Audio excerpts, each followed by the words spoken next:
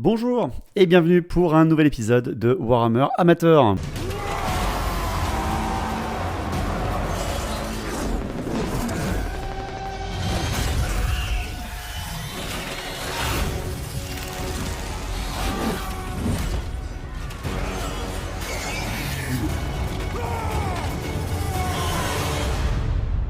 Pour aujourd'hui, je vous propose le derby. Bien évidemment, les nains de Old World approchent à grands pas.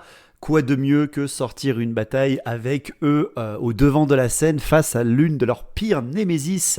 Ils ont même des règles pour les affronter, c'est-à-dire bien sûr les peaux vertes, armées que j'ai tout fraîchement terminé de peindre pour la chaîne en ayant repris d'anciennes figurines. Et qu'est-ce que ça leur a fait du bien.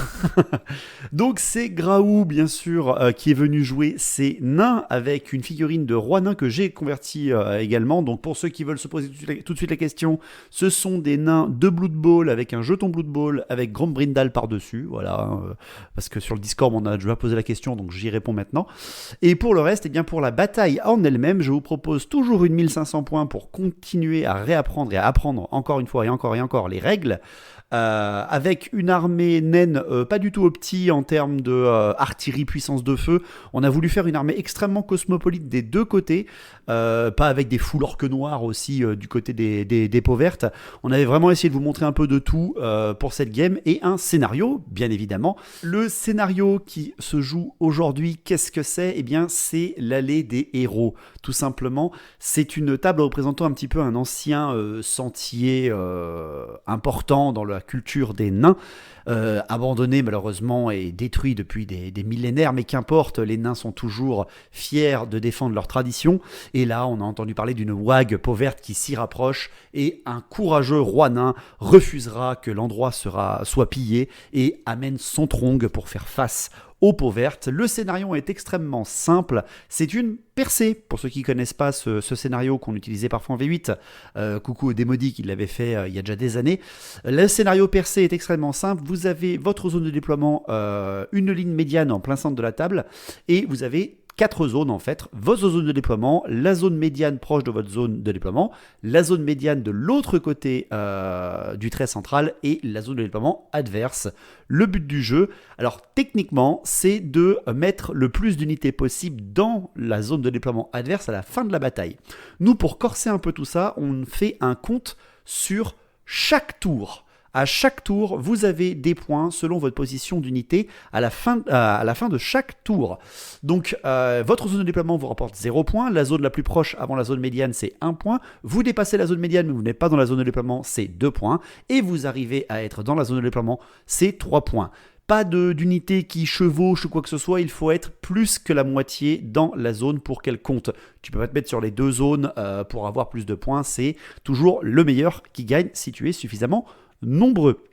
Donc vous allez dire, oh là là, un scénario où il faut avancer, les nains c'est pas leur kiff. Eh bien pas du tout, justement, hein, oubliez cette idée que les nains c'est du fond de table, parce que l'artillerie ayant été un peu plus nerfée, les nains se considèrent beaucoup plus offensifs, et on va voir qu'aujourd'hui ça marche bien. Vous allez avoir en fait, comme je l'ai dit, une armée pas trop concentrée tir chez les nains, même s'il y a quand même 4 unités sur 6, donc c'est quand même pas si mal.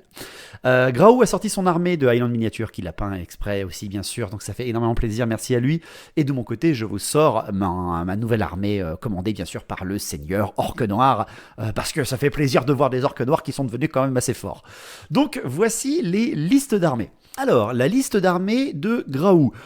On s'est concentré, comme je vous l'ai dit, sur une liste d'armées plutôt où il y a de tout, c'est-à-dire il y a du volant, il y a du tireur, il y a du artillerie, il y a du roi, il y a du combattant, il y a du tirailleur, de l'ordre serré, il y a un peu de tout. Elle est bien sûr commandée par la figurine que j'ai convertie, c'est-à-dire un roi nain surporteur de bouclier. Il est équipé avec la rune majeure d'Alaric le Fou, ainsi qu'une armure de plate et son bouclier, ce qui veut dire qu'il a une très grosse armure, beaucoup de PV, et qu'il annule les sauvegardes d'armure adverses, donc ça c'est assez terrifiant. Rajoutez à ça qu'il a une rune de force pour monter à force 5, en conservant quand même sa P1 de -1, et il a également, enfin P1 de -1 il s'en fout, il annule l'armure, et surtout il a les runes de protection au niveau 3, c'est-à-dire qu'il a une invulnérable de 4+, Pour moi, c'est le perso ultra tanky que peuvent sortir les nains, et je voulais voir ce que ça donne sur la table. De l'autre côté, il y a un second héros qui est présent, c'est un Tan grande bannière, qui lui est également équipé d'une rune de forge, il a aussi un bouclier, et il a 2 runes de protection seulement, et pas de rune majeure, donc il a une invulnérable de 5, et une force de 5 également, avec bien sûr sa petite PA de -1 classique. Du côté des unités de base, évidemment qu'il y a 15 rangers, hache de lancer, armure lourde, arme lourde, bouclier, musicien et arbalète pour faire une bonne unité de base chez les nains, l'une de vos meilleures entrées chez les joueurs nains, le ranger en unité de base. Il y a également 12 arbalétriers, armes lourdes, boucliers, vétérans, armure lourde. Ils sont full équipés les unités naines. Et on n'a pas voulu également faire trop de spécial. Comme on l'a dit, on a fait une armée disparate et extrêmement tournée sur le lore. C'est-à-dire que il est venu avec ses troupes, le roi nain. Il a 19 guerriers nains avec armure lourde, bouclier. Ils sont également vétérans, avec également un porte-étendard, un musicien et un chef, un vétéran guerrier nain. Donc le petit plaisir de l'unité de base vraiment classique, mais avec le rajout des rangers, ça fait toujours plaisir. Et enfin, 3 unités spéciales, 16 marteliers avec tout l'étendard musicien et chef, ainsi qu'une rune de confusion, c'est-à-dire, chose que je ne connais pas encore, j'ai pas encore affronté vraiment des nains avec cette rune-là, et vous allez voir que je l'ai appris à mes dépens. La rune de confusion est une rune qui, lorsque vous chargez, vous n'avez pas de bonus d'initiative si vous chargez cette unité. Donc voilà, vous avez initiative 2 et ou 3 et vous chargez cette unité de martelier, vous restez à une initiative 2 ou 3. Donc très très dur, sachant que les marteliers, rappelez-vous, ils ont maintenant de nouvelles armes qui leur permettent de frapper avec leur initiative normale, et s'ils sont chargés de frapper à +1 d'initiative et +1 attaque. On a voulu vous faire du spectacle, bien sûr. Également un gyrocoptère. Un gyrocoptère, on n'a pas mis le canon à soufre, on a mis un canon à soufre, pardon. On n'a pas mis le gabarit, on a mis celui qui tire D3+1, force 5 en tir rapide. Donc voilà, juste pour voir un petit peu que quand ça veut tirer, quand ça touche, ça te fait mal. Et enfin, un canon. Voilà, un canon tout simple chez les nains qui n'a pas d'autre équipement que le canon lui-même, même pas de rune de forge, juste pour avoir un petit canon sur la table et continuer à faire un peu d'artillerie quand même. Du côté de mes peaux vertes, c'est une armée vraiment que j'ai fait pour le kiff, surtout pour sortir les nouvelles figurines que j'ai reçues, figurines qui me faisaient rêver déjà à l'époque, le porteur de la grande bannière de Forge World que j'ai pris exprès pour cette game, et bien sûr le nouveau chef orc noir qui est juste incroyable. Donc mon armée est bien sûr basée sur un grand chef de guerre orc noir, donc un seigneur. Il est en armure de plate complète, il a le bouclier, il est à pied par contre, il est en pantalon en peau de troll, donc régène 5+, et +1 d'armure. Il est donc à 2+ d'armure, et il a le qui coupe, c'est-à-dire qu'il a une force à +1 et il a -3 de PA. Il fait donc extrêmement mal, mais pas de blessure multi, pas de tueur de monstres, pas de coup fatal ou quoi que ce soit. On est là pour du spectacle. De l'autre côté, un grand chef orc, pas un chef orc noir, un grand chef orc porteur de la grande bannière avec un bouclier et une armure lourde. Et une arme lourde, c'est tout, il n'a rien d'autre. Et enfin, un Bizarre Boy, c'est-à-dire un mage niveau 2 de la catégorie des orques. Il possède la magie de bataille et aura eu le sort d'assaut classique, main de marteau, et il a eu la boule de feu, voilà pour le jet de sorcellerie. Et il a un petit objet magique qui est le bâton Zarbi de Busgob, qui lui permet de relancer un jet de sortilège manqué par tour. Les unités de base de mon armée peau verte, et bien sûr j'ai un général orque noir, je les ai mis en base, 17 orques noirs. Alors j'en ai pas mis 20, j'en ai pas mis 15, j'en ai voulu 17 pour former avec leur chef, leur général, un bloc de 18, pour voir un peu ce que ça donne. Je les ai full équipés, c'est-à-dire qu'ils ont l'armure de plate complète, ils ont tous un bouclier, ils ont tous une arme lourde, ils ont tous étendard musicien chef dans leur unité, ils sont tous obstinés, tous vétérans. Et en plus, ils ont le grand drapeau rouge qui fait que c'est une bannière magique à 50 points. Ça leur permet d'avoir +1 en CC à l'unité, mais aussi de ramener 1 en bonus de résultat fixe de combat. Donc en gros, c'est un peu comme une grande bannière sur la bannière de mon régiment. Donc ça, c'est le petit kiff de cette unité-là. Ça vous fait une base si j'ai les boucliers à 3+ d'armure. Ils ont tous CC 5. S'ils frappent avec leurs armes lourdes, ils ont tous force 6. Avec l'arrêt qui coupe, bref, c'est quand même assez violent. En unité de base, pareil, j'aurais pu presque déjà clôturer là, parce que ma bande d'orques noirs fait presque les 25% déjà de base, mais j'en ai rajouté 19 orques costos avec bouclier, armure légère, chef, étendard, musicien, mais aussi des javelots, c'est-à-dire des armes au corps à corps qui, si tu charges, te permettent de frapper sur 2 rangs. Pas des lances, des javelots. Et enfin, alors ça c'est le petit clin d'œil au partenaire de la chaîne, bien sûr, vous en voulez, allez-y, allez chez lui, il est magnifique. Forge 3D, je lui ai sorti, un petit peu pour l'histoire, 12 orques tirailleurs archers, parce que je trouve vraiment cette unité vraiment trop drôle. Ils ont le bouclier, l'armure de guerre, l'arc de guerre, ils sont donc en tirailleurs, ils ont un musicien et un chef, et le chef a une épée de puissance, il a puissant en force épée 1/1, parce que c'est trop drôle d'avoir ça dans ses orques. Pour faire la surprise. Du reste, mes unités spéciales, j'ai un char à sanglier orc et une baliste goblin. Et enfin, en unité rare, j'ai un lance-roc gobelin avec une brute orc. Et j'ai donc la petite amélioration d'unité qui te fait un petit personnage gratos pour avoir un commandement meilleur.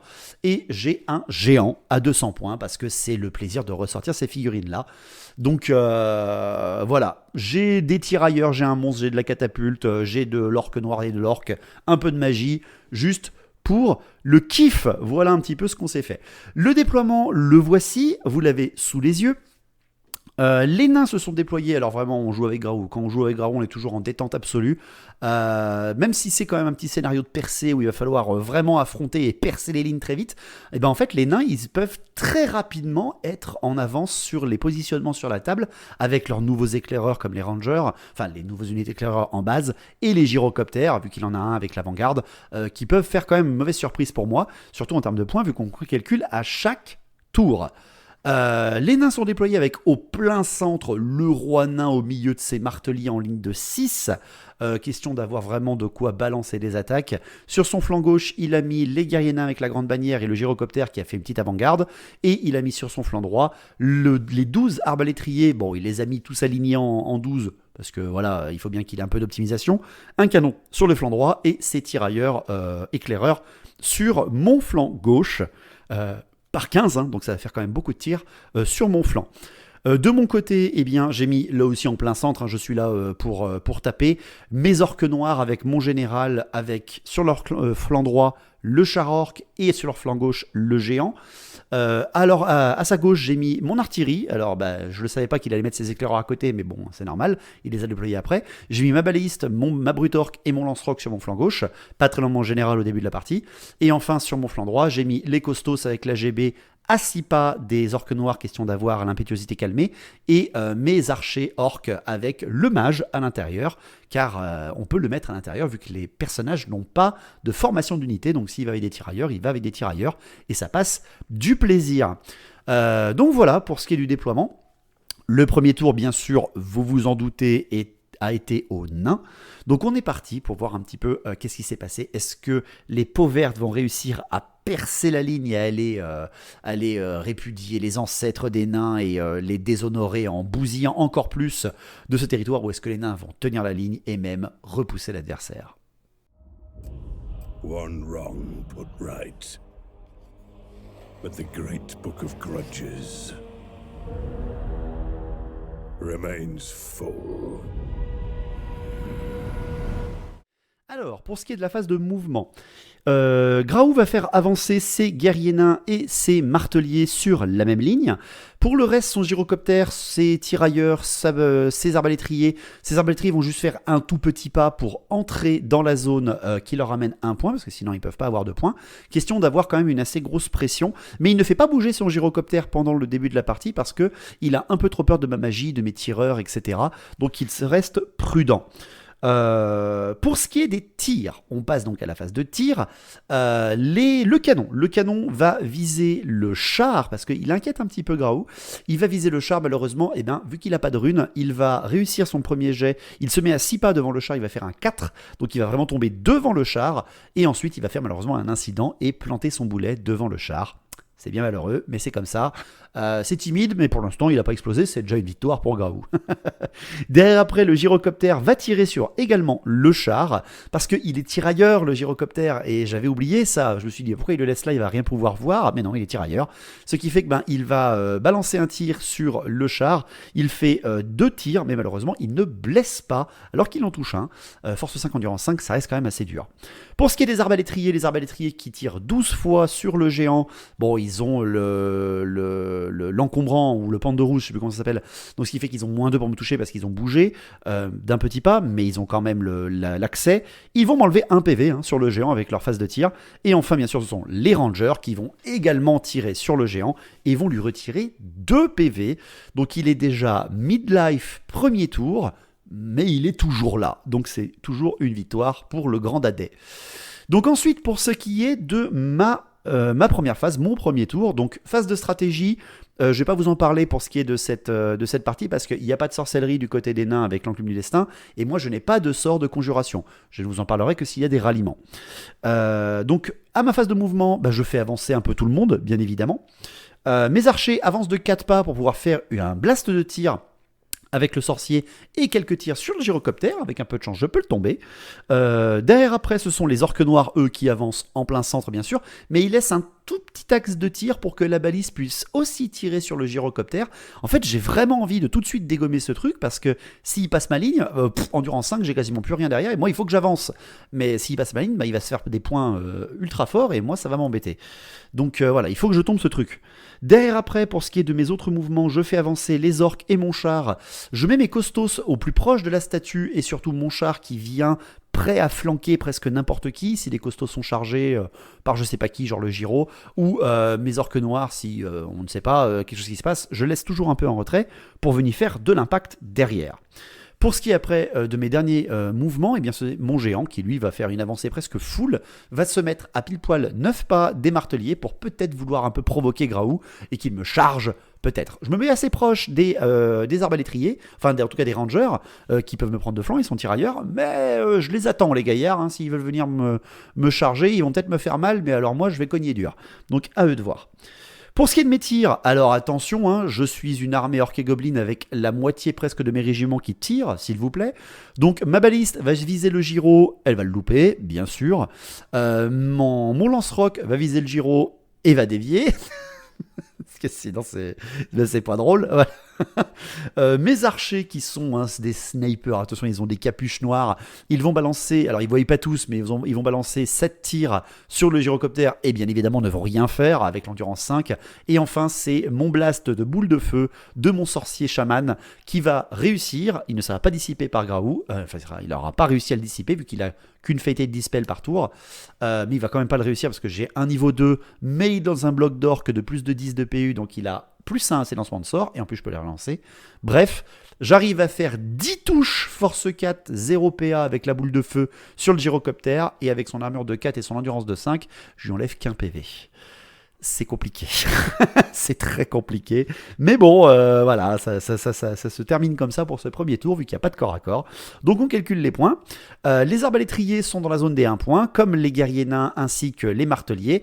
Ça fait donc 3 points pour les nains. Le gyrocoptère qui n'a pas bougé au final ramène aussi 1 point. Donc ça fait 4. Et enfin, les éclaireurs, les rangers, eux, sont dans la zone des 2 points. Ça leur fait donc 6 points. Bien joué pour Graou, tandis que moi, j'ai archer 1 point, costos 1 point, char 1 point, orque noir 1 point, géant 1 point, et dans ma zone 0 point, ça fait 5.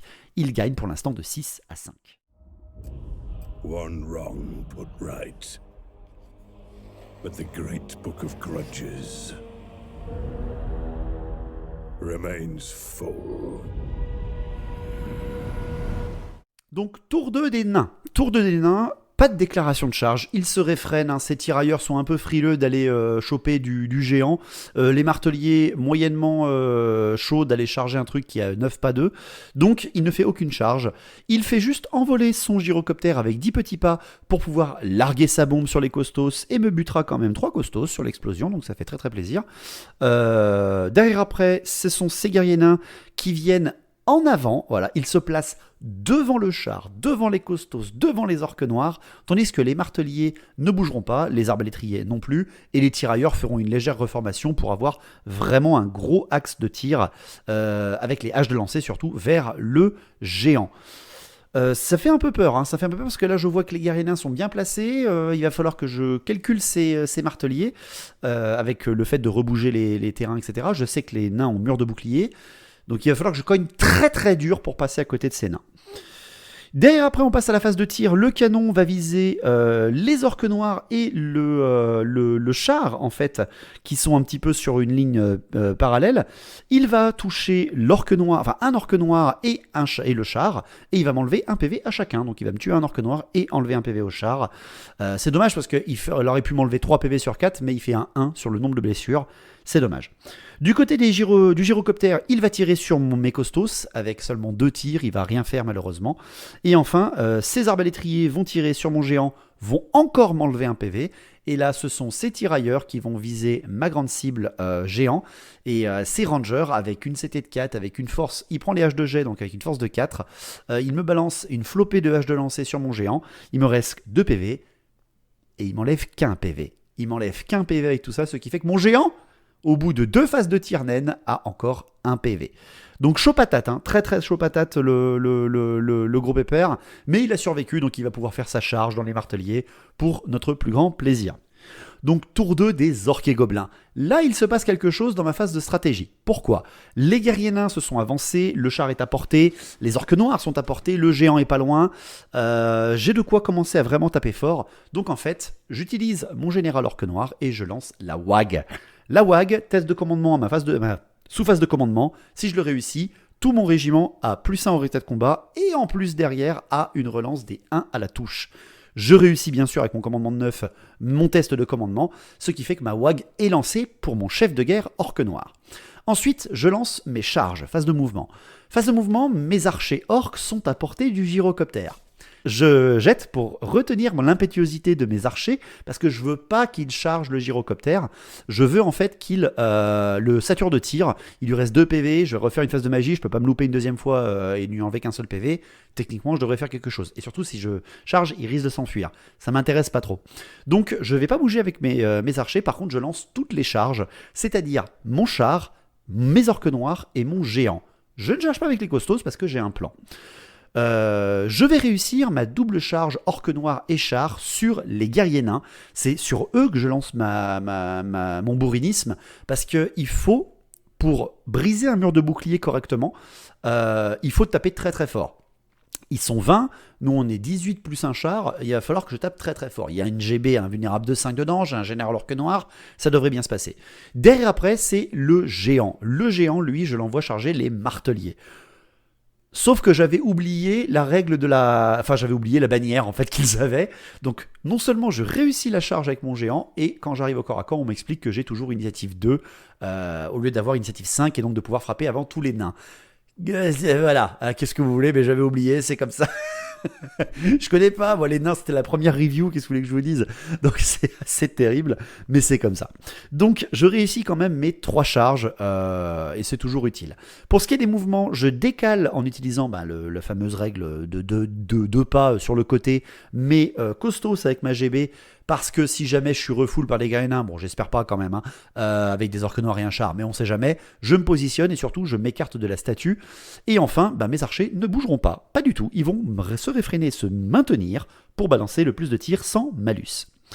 En parlant de tir, mes archers, mon sorcier vont viser le gyro. Mes archers vont balancer quasiment tous leurs tirs, ils en balancent 8. Ils vont rien faire, encore une fois. Ils touchent à peine 2 fois, soit souvent 1 ou 2 fois, et blessent pas, parce que c'est pas rigolo sinon. Et de mon côté, mon sorcier lance à nouveau sa boule de feu. Il l'a réussi à nouveau, malgré le -1 des nains. Et la fête dispel qui est loupé de Graou. Et je vais à nouveau lui faire 10 touches force 4. Je vais lui faire 2 blessures seulement, et encore 2 sauvegardes d'armure 4+, qui vont tanker. Je lui fais rien. Et ça m'énerve beaucoup. Mon lance-rogue va donc viser le gyrocoptère et va dévier complètement à l'autre bout. Vraiment, il aurait dévié dans mes orques, ça m'aurait fait extrêmement rire. Mais non, il dévie de l'autre côté et ça ne sert à rien. Et ma balise va viser les rangers qui est devant. Elle pourra peut-être en traverser quelques-uns. Et en fait, elle ne touche même pas. Voilà, à bout portant. Elle fait même pas de 5+. Classique. Voilà. Classique des peaux vertes. C'est ce qui nous fait toujours rire. Donc derrière après, on est là pour la castagne quand même, on est un peau verte, on charge, on est là pour le combat. Je commence donc par le géant. Le géant contre le roi nain et ses marteliers.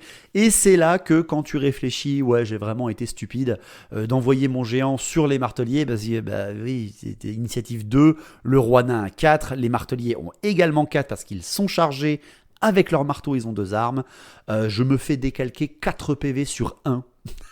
Direct, one shot. Ce n'était pas prévu au programme. Mais cependant, je meurs. On jette tous les deux un dé pour savoir le timber du géant. Je fais un 2, donc je sens qu'il va tomber sans rien faire. Et Graou fait un 1. C'est-à-dire que c'est moi qui ai choisi où est-ce que le géant tombe. Et le géant va tomber, si c'est moi qui ai fait le plus grand, il tombe sur les marteliers et en butera 4. Il bute 4 marteliers one-shot en mourant. Donc clairement pas rentable le géant, mais au final, il a quand même encaissé 4 phases de tir, enfin 4 unités de tir. Donc au final, il a attiré les tirs et c'était son boulot. Donc merci à lui, mais il n'aura pas fait mieux que ça. Et en même temps, est-ce que c'est pas un peu normal? On va pas se mentir. Par contre, de l'autre côté, c'est pas la même joisse. La charge du char orc et des orques noirs sur les guerriers nains. Alors, je lance un défi, bien sûr, évidemment, tout de suite, avec mon général orque noir. Et là, Graou le refuse avec sa GB. Il le refuse avec sa GB parce qu'il se dit, tant pis, elle va aller derrière, elle ne sera pas utile, mais je vais pouvoir tanker avec mon mur de bouclier. Et surtout, il ne pourra pas se faire frapper, etc. Je le protège un peu. Techniquement, mon mur de bouclier va me protéger.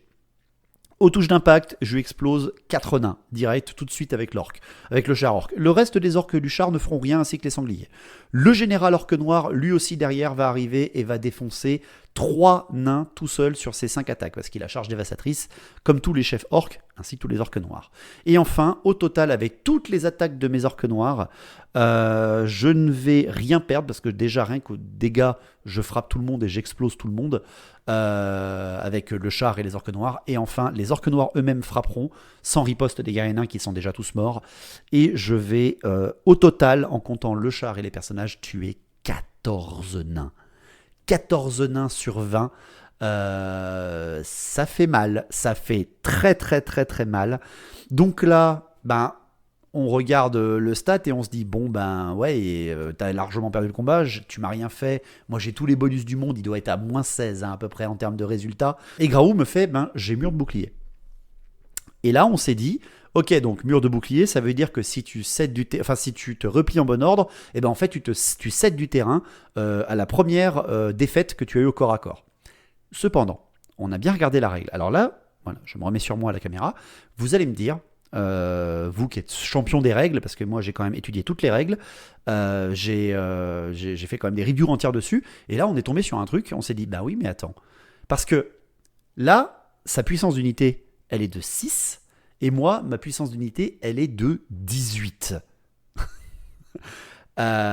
Techniquement, on ne peut pas se replier en bon ordre quand l'adversaire a plus du double de votre PU. Donc, Graou, quand je lui ai expliqué que le mur de bouclier ne fonctionne que si tu te replies en bon ordre, si tu te replies en bon ordre, tu en fait cèdes du terrain. Si tu ne peux pas te replier en bon ordre, il faut que tu testes. Et là, Graou fait quoi? Waouh, je le savais pas, etc. Et en même temps, on est là pour apprendre. On est amateur sur cette chaîne. Et là, donc, je m'adresse à vous. Je me dis, est-ce que c'est bien ce que j'ai dit ou pas? C'est-à-dire que, est-ce que cette règle, vu que là, le repli en bon ordre n'est pas possible, il faut qu'il teste son commandement et qu'il espère faire un double 1, réussite critique, parce qu'avec un moins 18, moins 15 ou moins 14, c'est sûr et certain qu'il faut faire un double 1. Est-ce que ça marche? Est-ce que là, son repli en bon ordre est annulé par ma PU? Écoutez, comme il ne le savait pas, comme il n'avait pas compris cette règle comme moi je l'ai compris, on a considéré que son mur de bouclier fonctionnait avec un double 1. Voilà. Il a fait son test. Hein. Je crois qu'il avait fait un 7. Donc techniquement, il se serait replié en bon ordre, vu que son roi à commandement 10 est juste derrière. Mais vu que là, ma PU est trop grosse, il peut pas se replier en bon ordre et donc il peut pas céder du terrain avec sa raid de mur de bouclier. Voilà, c'est les petites subtilités d'Old World, mais on est là aussi pour réviser les raids et les apprendre. Et je veux pas vous dire de conneries. Donc, voilà, dites-moi si c'est comme ça que vous l'aurez joué, vous aussi. Moi, je lui ai accordé le fait, il ne le savait pas de toute façon, et comme il m'a dit, je savais pas, j'aurais pas joué comme ça, je fais, c'est pas grave, on le retiendra pour le prochain coup. Compte que tu cèdes du terrain à ce moment-là. Par contre, maintenant que tu le sais, c'était ton joker, on le comptera pas une prochaine fois.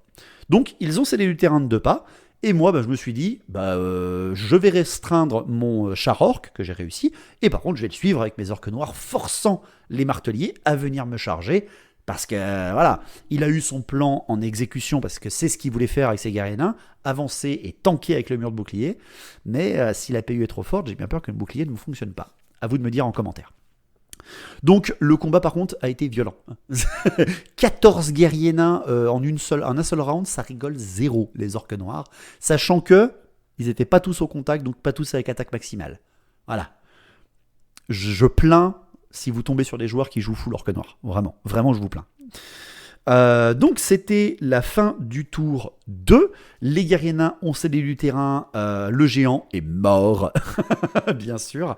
Donc, on calcule les positionnements sur la table. Alors, comme j'ai percé la ligne, parce que les guerriers nains étaient vraiment sur la ligne, enfin, un petit peu dans leur camp de la zone médiane, là, mes orques noirs, les ayant suivis, sont majoritairement dans la zone des deux points. Le char, les costos, mes archers, eux, sont restés dans ma zone à 1 point.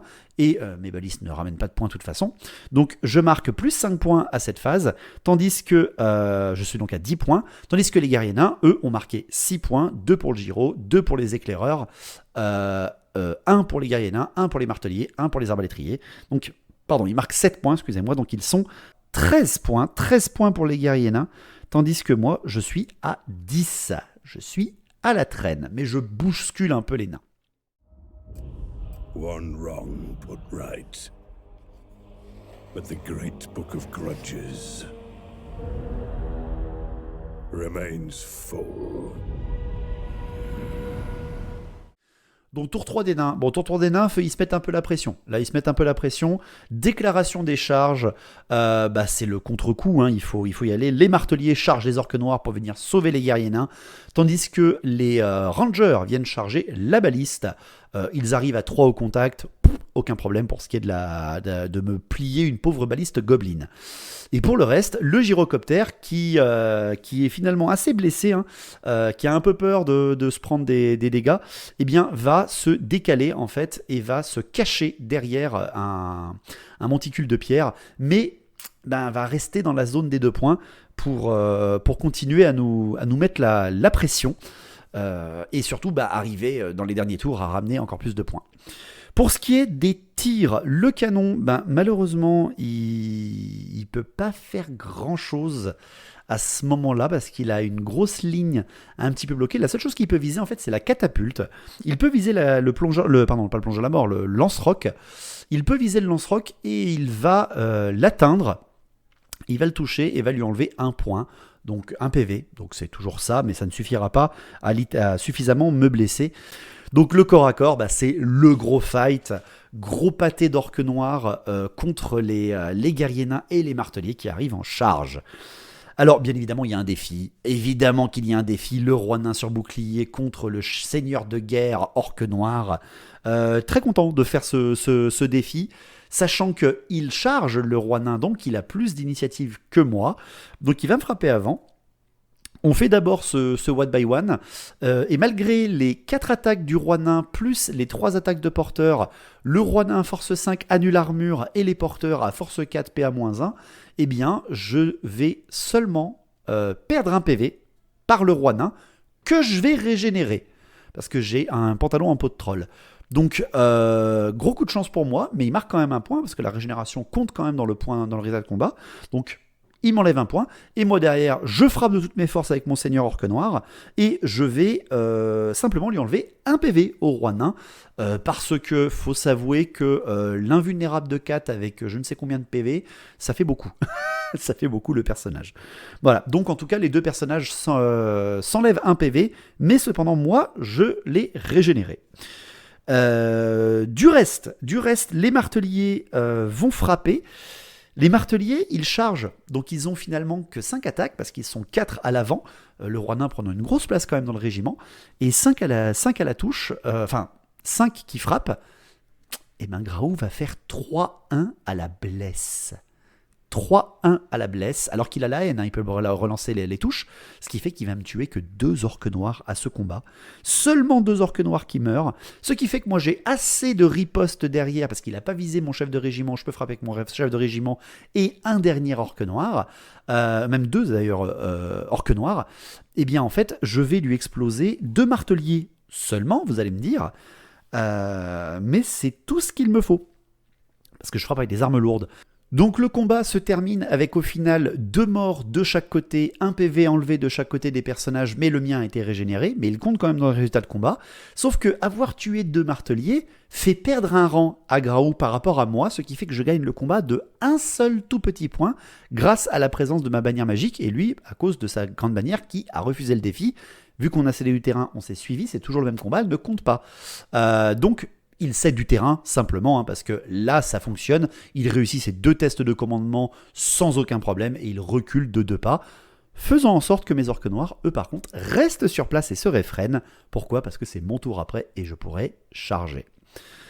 Donc, violent, je vous passe le moment du corps à corps des rangers contre des gobelins qui tiennent une baliste. Ils sont 3 rangers en armes lourdes, ils chargent, donc ils frappent même avant moi, et avant même que je lève la main, ils m'ont défoncé. Voilà. Donc il s'est reformé, pour pas partir en charge irrésistible et donc sortir de la table, il s'est juste reformé pour menacer ma brute orque et mon lance-roc. Donc pour le tour 3 des peaux vertes, on est au milieu de la partie, c'est les contre-charges, entre guillemets. Je charge avec mon char. Alors attention, je le charge juste suffisamment pour lui refaire les touches d'impact. Pourquoi ? Parce qu'il a cédé du terrain tout à l'heure de 2 pas, et il a recédé du terrain contre les orques noirs à ce moment-là, donc il est à 4 pas. Si je charge, j'ai les touches d'impact, j'ai tout ce qu'il faut, c'est le bonheur. Donc bien évidemment que je retourne dans les guerriers nains avec le char.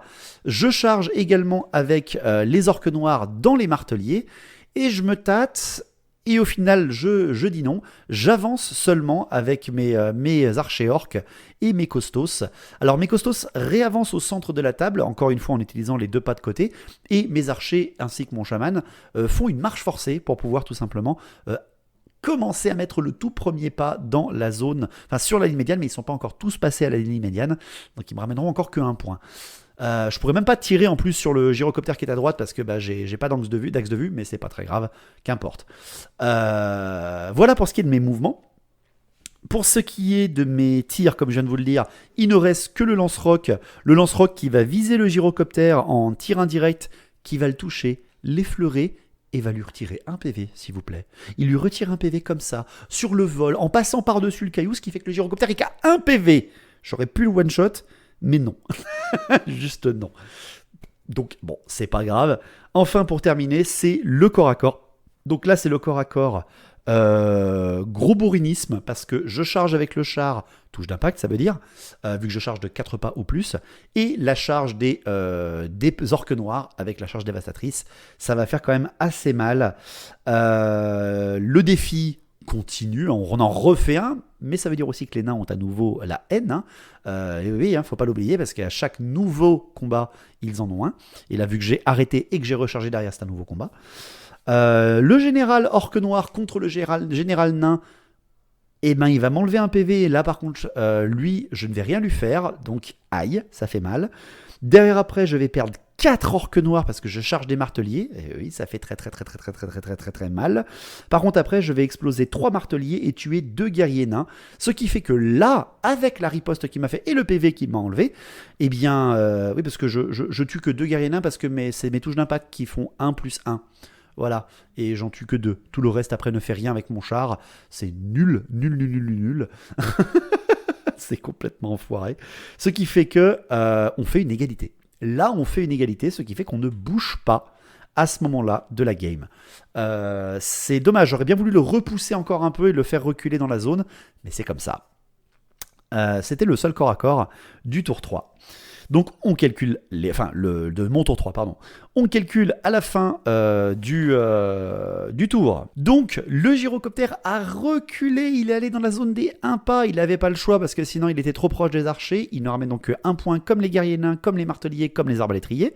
Et ce sont les rangers qui eux marquent 3 points, ce qui fait qu'ils marquent 7 points en plus et montent à 21 points pour les nains. Tandis que moi avec mes orques et gobelins, je commence à mettre la pression. Je mets 1 point avec les costos, 1 point avec les archers qui sont vraiment à la limite. Et enfin 4 points avec le char et les orques noirs, ce qui fait que je suis à 6. Donc je marque 16 points, les nains ont une large bonne avance avec 21 points et moi à 16.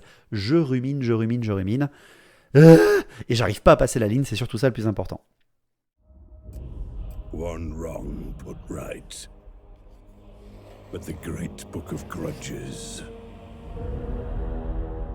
remains full. Donc, tour 4 des nains, la charge, bien évidemment, des rangers, vous vous en doutez, sur la brute orque. Question de lui apprendre les bonnes manières. Et surtout, les arbalétriers ne bougeront pas, ils ont trop peur. S'ils avancent, les costauds sont là. S'ils chargent les orques noirs, ils vont se prendre 2-3 petits coups dans la face. Et mes orques noirs étant obstinés, ça risque de ne pas suffire. Bref, ils décident de ne pas bouger, ces arbalétriers. J'aurais fait pareil. Mais le gyro, lui, continue de vraiment s'enfuir. Et là, passe complètement derrière ma ligne. Et oui, j'ai pas pu l'arrêter ce coup-là. J'ai pas pu le tuer, donc tant pis pour moi. Il est à 1 PV. Il fume bien, mais là, il est rentré dans la zone des 3 pas. Ça va être compliqué pour moi. Pour ce qui est des tirs, le canon n'a plus que le lance-roc d'éligible, il lui tire dessus et ne lui fait rien ce coup-là. Et les arbalétriers vont tirer sur mes costos et ils ne vont faire qu'un seul PV en moins. C'est dommage, mais là aussi, c'est comme ça. Pour ce qui est des corps à corps, il y en a deux de corps à corps. Bon, déjà, les rangers contre la brute orque, évidemment qu'ils m'explosent. Ça provoque d'ailleurs une panique dans le lance-roc et il m'encaisse au corps à corps derrière en percée. Et enfin, c'est le face-à-face avec les orques noirs, le char, les guerriers nains et les marteliers qui n'ont plus de charge, ni l'un ni l'autre, parce qu'on a fait une égalité au round précédent. Et là, c'est pas du tout la même. Mon général orque noir perd à nouveau un PV.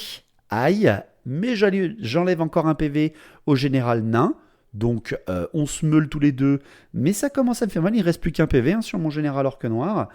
Et enfin, derrière, là, les marteliers, ils se font plaisir parce que moi, j'ai gardé mes armes lourdes. Et eux, ce ne sont pas des armes lourdes.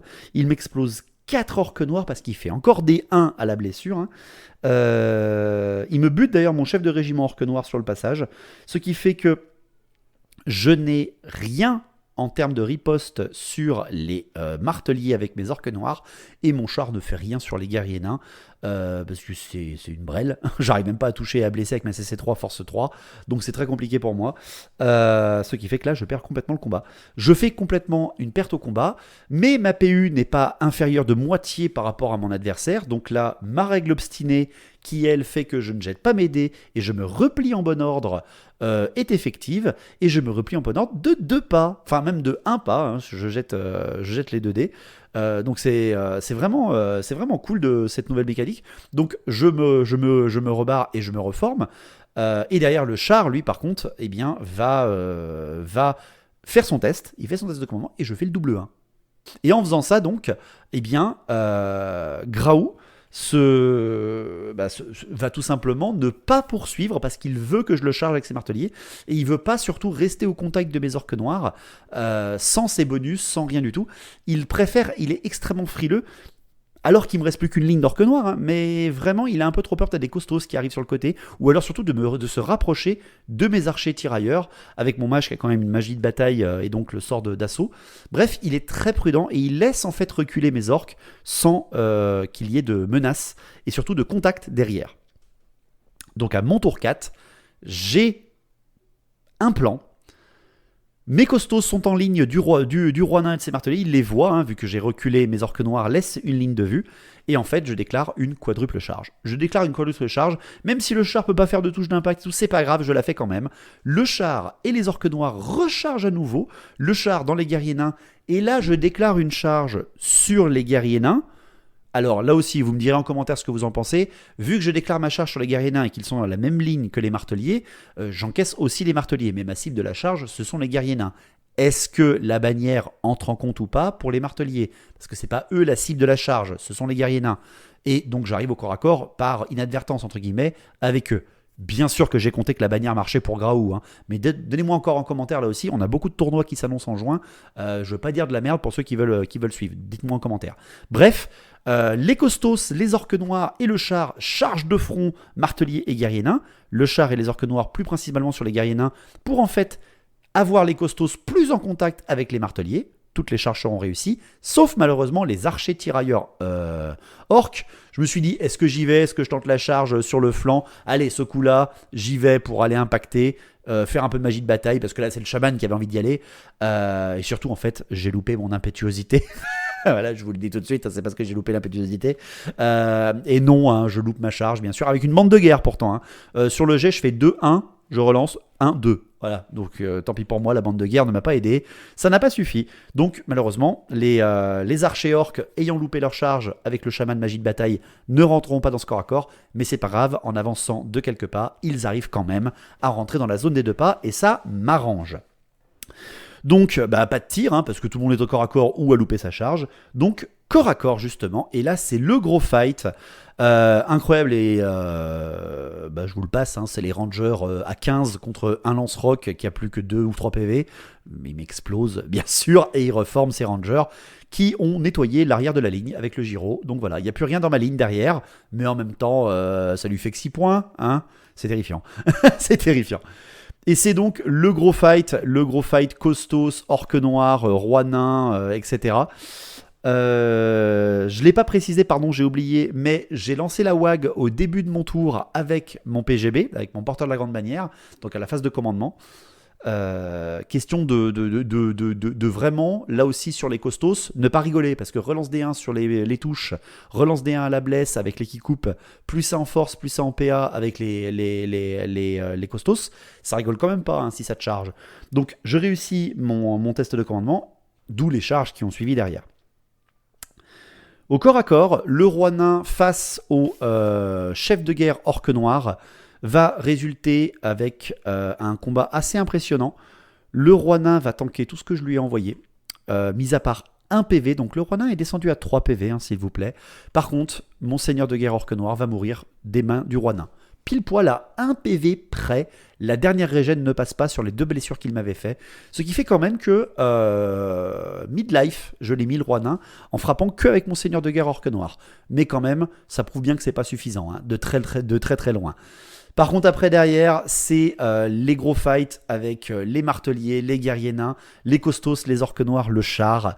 Et là, les guerriers nains vont tous mourir, sauf l'AGB, qui, là, est revenu dans le combat, mais qui ne fera rien, malheureusement. Les orques noirs et les costos vont lancer le plus d'attaques possible sur les marteliers. Alors, mes orques noirs, j'en perds 2 de plus, je crois.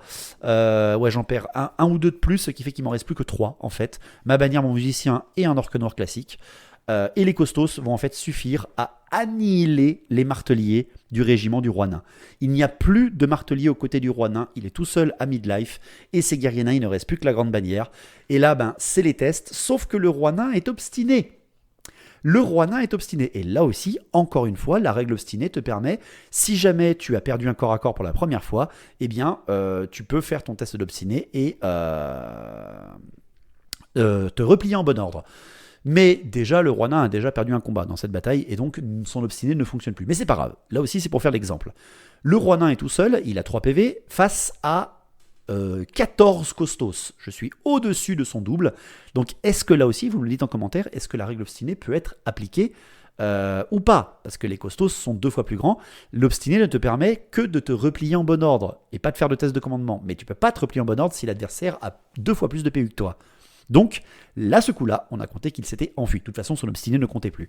Donc, ça fait quand même un peu... faut vraiment faire attention avec les règles qui précisent le repli en bon ordre, le céder du terrain et le démoraliser.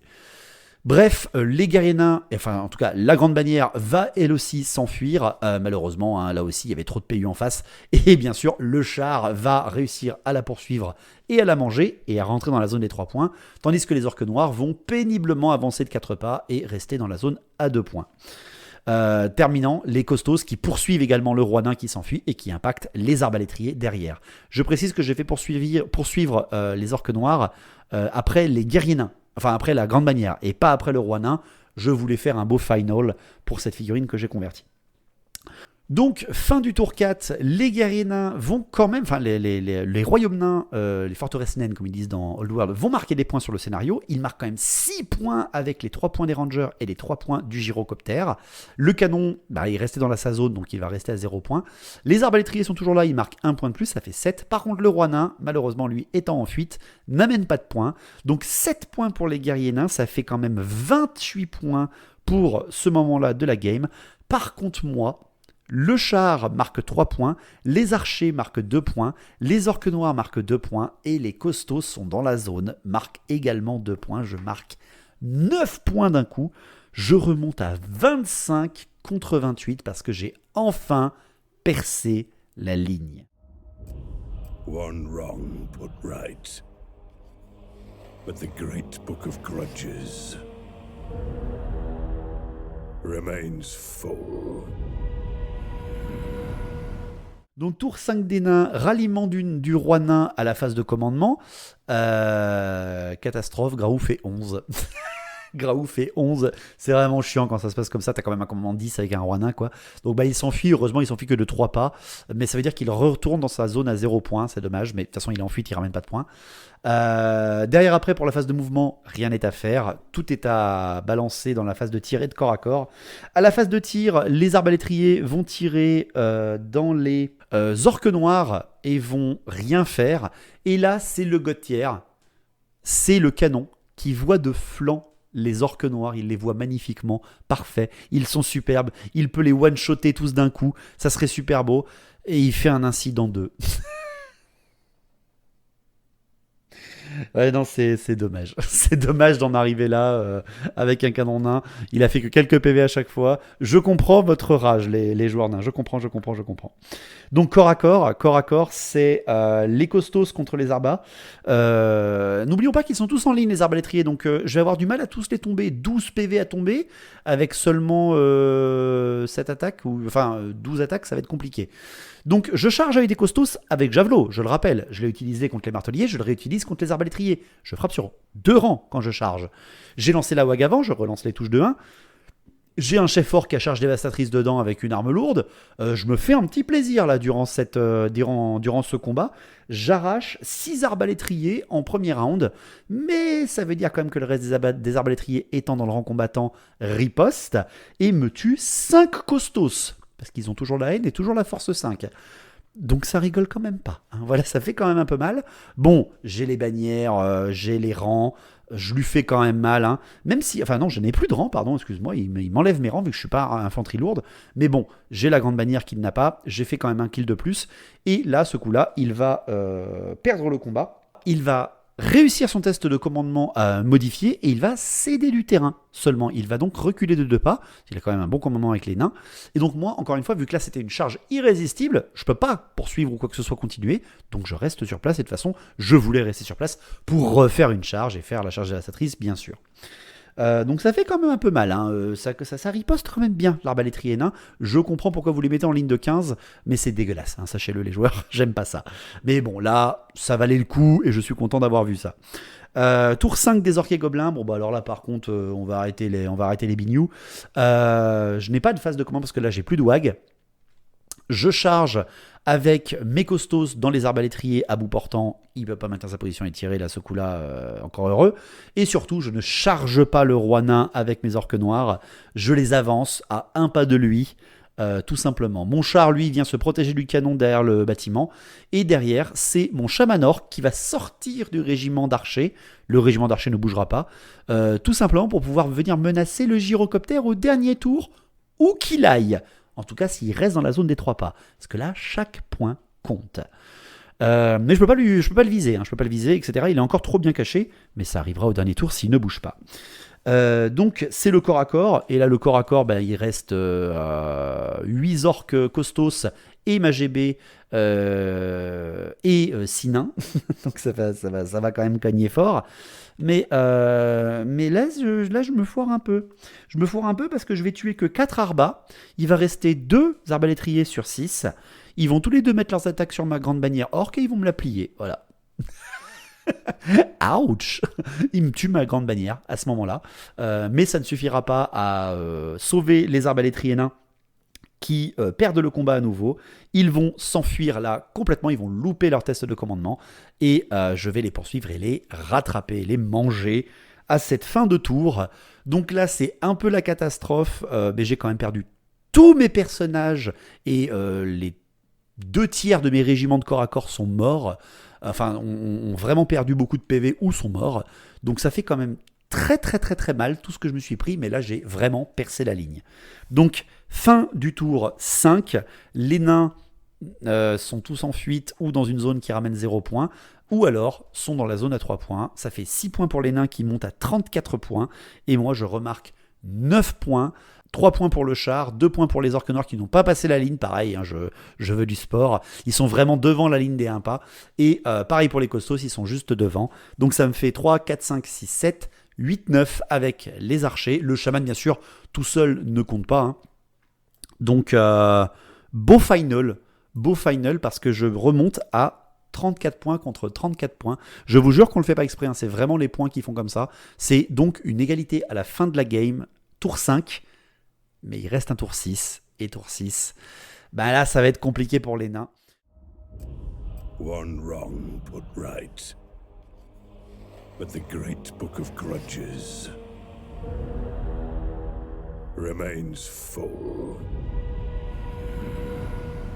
Début du tour 6, ralliement du roi nain, Graou le réussit, bravo quand même, il réussit à faire ça, et justement, il ne peut refuser un tel défi, il déplace son gyrocoptère face à mon chaman, il le laisse quand même dans la zone des 3 pas, hein, il n'est pas bête, mais voilà, il lui fait face à face, parce qu'il peut me tuer mon gars.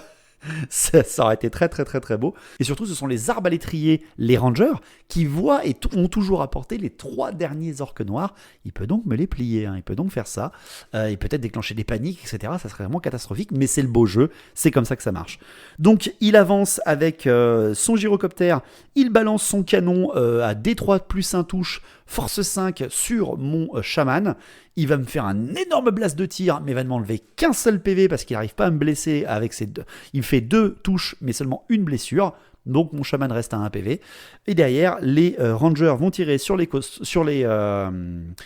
orques noirs et malheureusement ne vont rien faire. Il y a trop de malus de portée. Et force 4 endurance 4 avec une armure quand même qui reste lourde derrière. Ça ne passera pas. C'est dommage.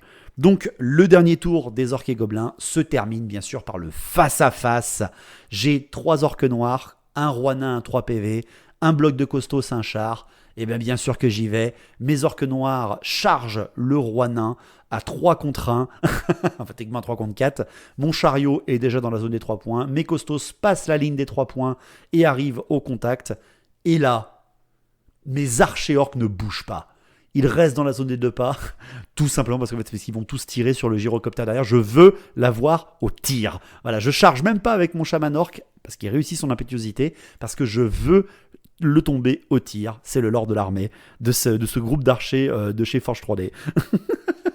Donc au tir, mes 12 tirs d'archers orc visent le gyro à 1 PV et lui font rien.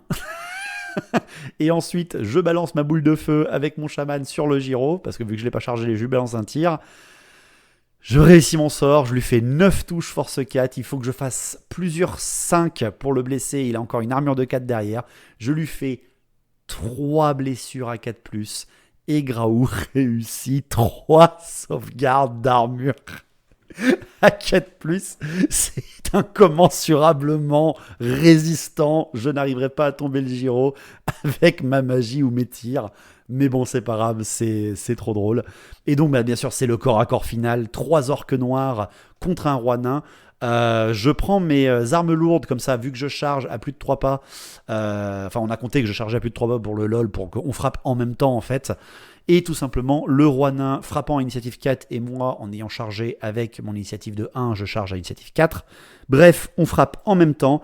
J'enlèverai un PV sur le roi nain quand même, hein, s'il vous plaît, avec des orques noirs solo. Par contre après, il a quand même 4 attaques qui annulent les armures avec la haine, hein, je le rappelle, et force 5, et ben Garou va tellement se foirer malgré ça, en fait qu'il va me rester un orque noir, le fameux porteur le porteur de la bannière magique, que les porteurs du roi nain n'arriveront pas à tuer et à blesser. Ce qui fait que je gagne le combat de 1, parce qu'il me tue 2 gars, mais moi derrière, je lui enlève un PV, j'ai une bannière et j'ai le +1 grâce au résultat de combat de la bannière. Donc je gagne de 1 et le roi nain va céder du terrain.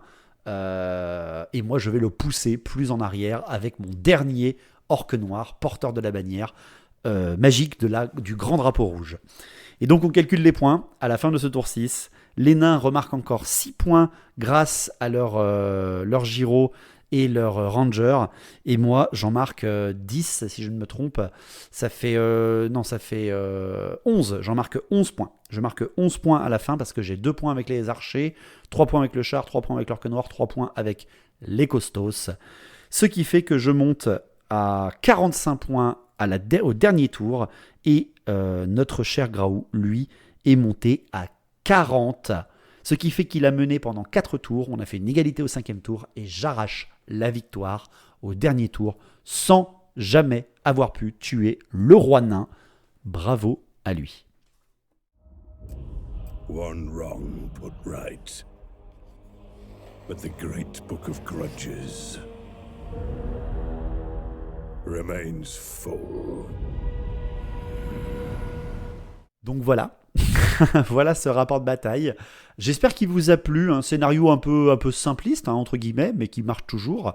On s'est tenu en haleine, hein. On s'est tenu en haleine jusqu'au bout parce que j'aurais vraiment pu tout perdre au dernier tour.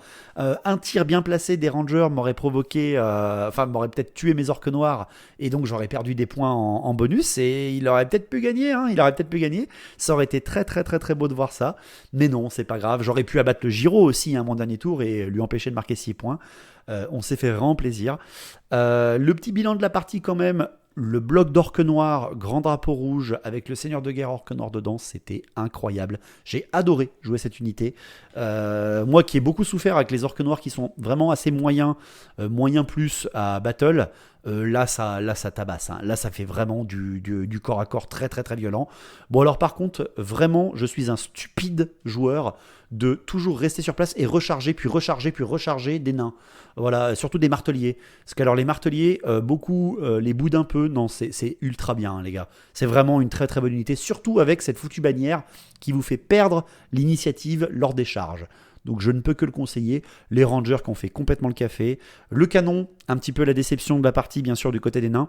Graou m'expliquait que 5 Iron Drake avec un chef Torpiatrol sont plus efficaces en fait qu'un canon.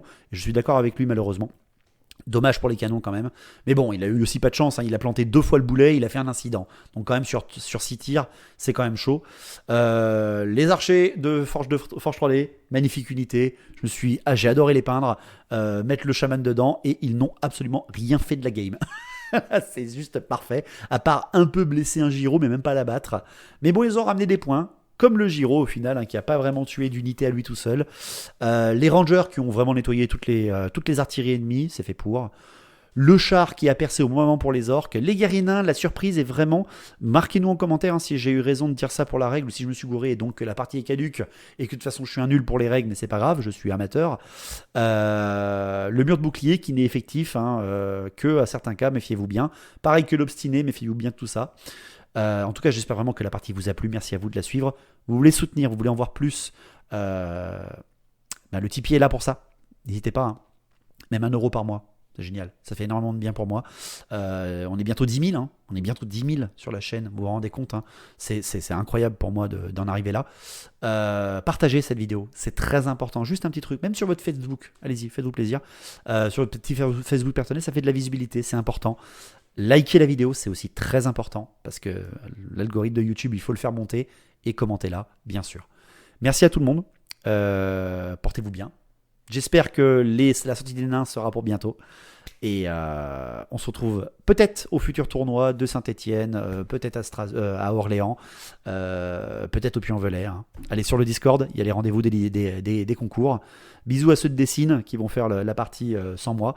Mais profitez bien. On se revoit bientôt pour un nouveau rapport de bataille, un peu peut-être de End Times. Hein. On va revenir dans End Times et la V8, parce que ça fait quand même longtemps qu'on n'en a pas fait. Et sinon, prochaine analyse d'armée, les contes vampires. Allez, portez-vous bien, merci à tous, et à la prochaine. Ciao.